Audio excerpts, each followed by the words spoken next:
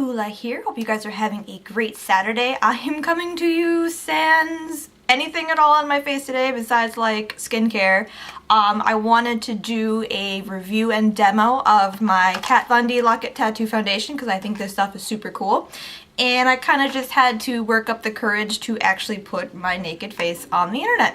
So this is kind of the troll monster I kind of look like. I have acne scarring, as you guys can see. I have a couple of active breakouts, but not nearly as bad as it was before I started my antibiotics.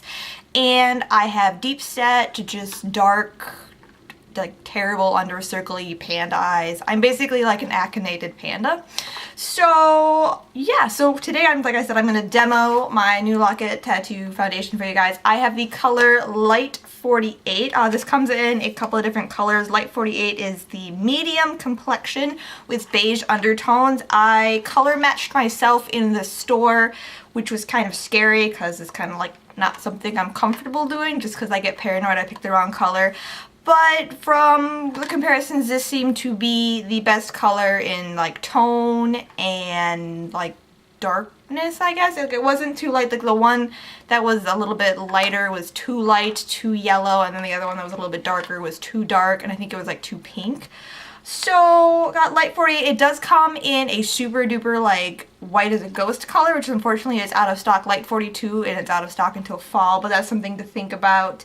So yeah, so this is a full coverage, 24-hour wear, transfer resistant, matte finish, fragrance free, oil free foundation for all skin types.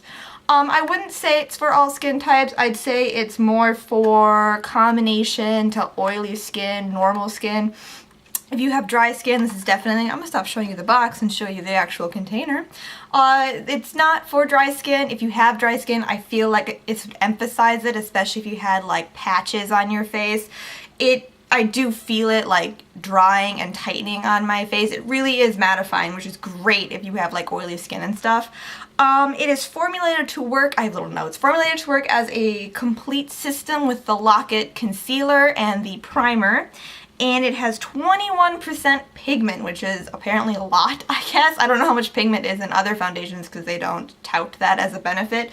But because it is so full of pigment, I think it does kind of smell like paint, which makes sense because it's like paint for your face. And it touts that it has 24-hour wear with transfer resistance, which is kind of one of the things that drew me to this. I love the Estee Lauder double wear foundation because I hate when makeup transfers. I just hate it. I can't stand it. And so I wanted something transfer resistant. I also wanted something like super duper full coverage just to kind of deal with the things on my face.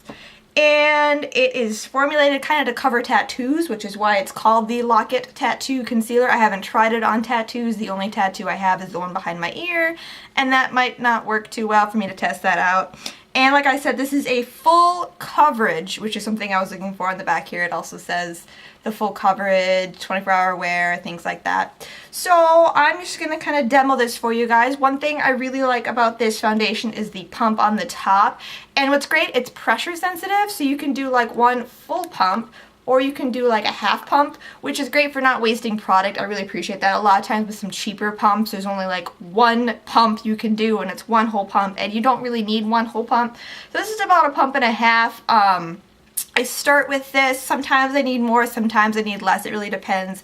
On my face, I have all my skincare stuff, and then I did put down the Hourglass Veil Mineral Primer. This is my like 100-point sample of it. I love this stuff. My face does not like silicone primers, and this one isn't. It doesn't leave it feeling slick or slippery or anything or gross. It's a really good primer. And then I do have the NYX Wonder Pencil in Light in my inner rim, inner waterline. It's really great for brightening up that place. And this really is a wonder pencil. I kind of spent some time looking for inner rim brighteners like this, and I kind of experimented with a couple of them. I wasn't really satisfied. And then I picked this guy up, and this is like $4. And this is a wonder pencil. You can use it in your inner rim. You can use it kind of like as a reverse lip liner. You can use it to cover blemishes. It's a pretty sweet pencil, so I would definitely recommend it. It comes in 3 different colors, I think, a light, medium, and a dark. So the way I apply this foundation is I use my Beauty Blender. Mine's kind of gross right now, so please ignore that. And this is, you know, dampened and full of water, and it's big. And I just kind of pounce this all over my face. I dab it off of my hand, and then I put it on my face. I got a mirror over here because I finally bought one for my little area so I can do these things, which is cool. And you can like dot this too, like on your face like this, and then pounce it out. But it just kind of depends what you want to do. I do feel like you do waste more product doing it this way than you do like dotting it on your face, but this is just easier for me. So this is kind of an instance where I'll probably end up using 2 pumps. So let me just get this on here. And like I said, this does smell like paint, but I mean there's no fragrance added to it, which is good because that's can be a pretty strong irritant, and I know a lot of people are really sensitive to those kinds of things.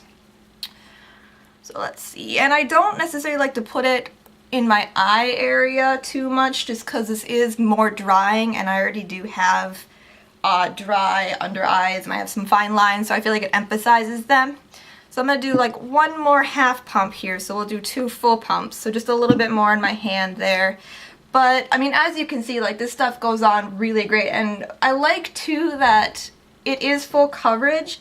But if you do use like a beauty blender or a sponge, you can get kind of a more sheer application, and then if you used a brush, you get a more like thick application. And if you do use a brush, I've heard, sorry, doing my mouth there, I heard that it can kind of start to look mask-like, but that might not necessarily be bad if that's kind of the look you're going for. So it's definitely like a full coverage, but I don't think you notice that you're wearing it so much. So that's kind of the application there. And I think this wears beautifully. I think it covers what I want it to cover. And even though it is kind of more on the drier side, like it's not cakey dry. So I look weird because my eyes aren't, you know, nice. So we're gonna do that next. I use Benefit's Fake Up. This is my little gal right here. I'm not too impressed with it. Like I was really excited to get the sample because my under eye area definitely needs help and it definitely needs moisturization. But it's just, I don't know, it's not enough of either, I feel, and it doesn't set all that well. It's not bad, but it's not something I'd probably buy full size. My favorite concealer is the MAC Moisture Select, I think it's what it's called. And I have that in like NC20 or NC15 or something, like whatever I think the lightest color is. And I really love that for like an under eye highlighting type of concealer. And then I do like to highlight with my YSL Touche Éclat in 2. This is like kind of the more yellow one, whereas the number 1 is the more pink one. And I kind of just do this like crazy pattern because we all know highlighting and contouring looks super weird until you blend it out. So I just do this kind of just to brighten up this area a little bit more. I do like this product. I don't think it's worth the $40 price tag on it. Like I was super excited to try it. I got it around the holidays and I still have it because I don't use it like all the time. Like this isn't necessarily an everyday makeup step. This is kind of more of just like doing a video step. But when it runs out, I'm gonna look for a different product because there are so many products on the market right now that are basically this but less expensive that I'm more inclined to do that. And then I'm going to use my Becca Shimmering Skin Perfector in Opal. This was in the JCPenney Summer Crushes, Summer Favorites, I think it was Summer Favorites bag because I think the Summer Crushes is the bigger one from Sephora. And this stuff is awesome. Like I said, one thing with this foundation is that it can kind of start to look like a mask. Like it is so full coverage, especially if you're using a brush with it or if you're applying it pretty heavy-handed, that this, you know, kind of necessitates doing things like this, like contouring and applying like a highlight like this product. So I'm gonna make myself super duper shiny right now. But I really love this. Like you barely, like I just, that's even like leftover. Like I don't think I need any more of it, and it is absolutely gorgeous. And I know they come in, this product comes in a powder formula as well, but I hear like obviously the cream one is much better for dry skin. I think it blends a lot better with this foundation.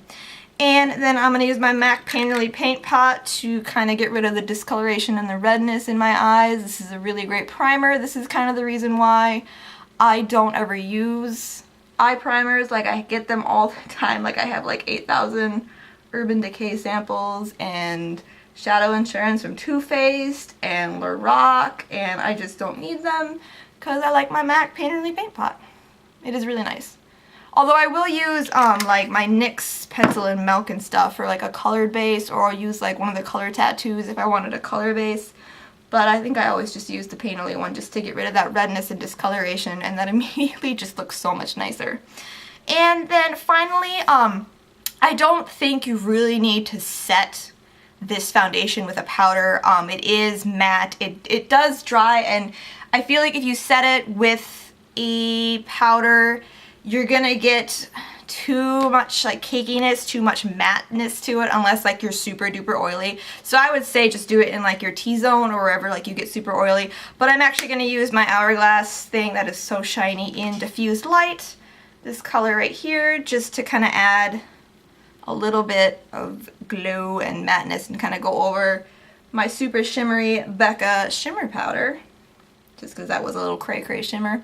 I like to use this under my eyes as well. It is a nice yellow powder, so it gets rid of redness, and it's soft, and it just diffuses everything beautifully. And yeah, so that is kind of my review and demo of the Kat Von D Tattoo Lock Foundation in Light 48. I really love this product. It's like $34, which isn't bad, I guess. When it comes to foundation, I've definitely paid more. I think my Estee Lauder Double Wear is like $40.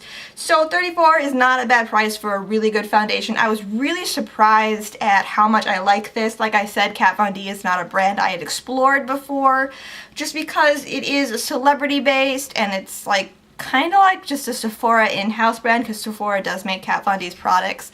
But after trying out the eyeshadows, I was pleasantly surprised, and I really do like this foundation, especially if you're looking for something full coverage, transfer resistant. There is a lot of wear to it. I wouldn't say 24-hour wear, but I mean, I definitely have worn this like full days and didn't really need a touch up. Maybe just a little bit of extra powdering here and there, a little bit of blotting with my blotting sheets because it's summer. But I would highly recommend checking this foundation out if that is something you're looking for. If you're looking for full coverage, like I said, it's not really probably good for dry skin. If you have drier skin, I'd get a sample and try it out. But if you're oily or if you're combo like me, this is awesome. And yeah, so hope you guys enjoyed this review and demo and weren't too terribly terrified by me sans foundation. And yeah, I really appreciate you guys watching. Hope you have a great rest of your day, and thank you guys so much.